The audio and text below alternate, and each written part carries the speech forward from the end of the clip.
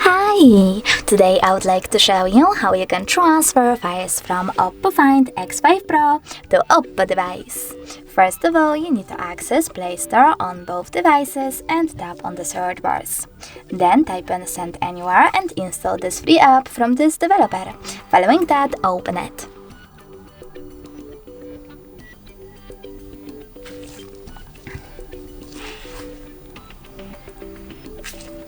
Now you need to choose I accept, confirm, continue and allow. Then do exactly the same on the other smartphone. Now choose receive on this Oppo smartphone and send on Oppo Find. Then you need to tap on all of those dots.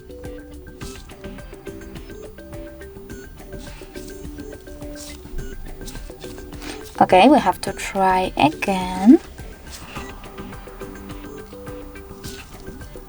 All of those dots and choose send. This way you will select all of your files and transfer them later on.